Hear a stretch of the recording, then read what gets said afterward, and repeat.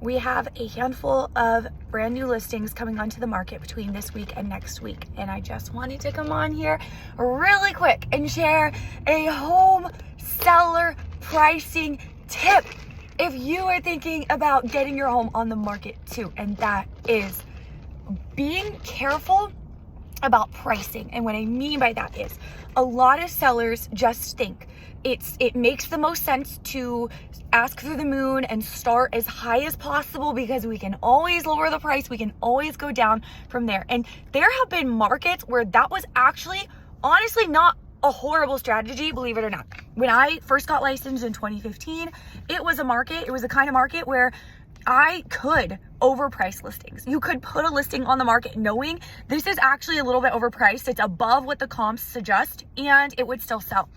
But that is not what we're seeing in a market like today's market. When you do that strategy, that pricing strategy of starting super high and just lowering it from there, when you do that pricing strategy in a market like today's, here is what happens. It's going to give your home, your listing, a high days on market. You're going to have high days on market and you're going to have to do price reductions. And what happens in a market like this? And I'm telling you, I see this all the time as a real estate agent.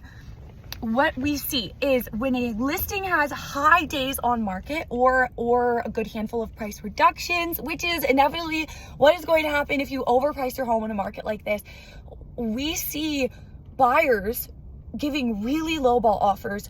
That is when, as an agent, when I see really high days on market, that's when I'm advising my buyer clients, especially my first time buyer clients, I'm telling them to look at the days on market. And if it's a really high number, then we're going to write a really low offer. We know that's probably an opportunity for us to be able to get an offer accepted way under ask price or get a good deal because the days on market are so high. So that's not a good look for you as the seller, to be completely honest.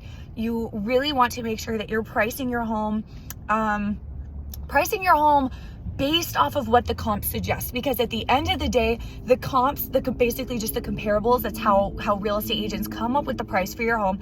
The numbers that we find, it's the same things that an appraiser is going to be looking at. So if we are telling you this is what we think the value of your home is based off of all of our research and knowledge and everything that we do to get the CMA done for you. If we're telling you that this is what we think it should sell for, then it's likely going to appraise at right about that same price anyway. And you're not going to be able to sell it way over appraisal value. I don't know if that makes sense, but anyway,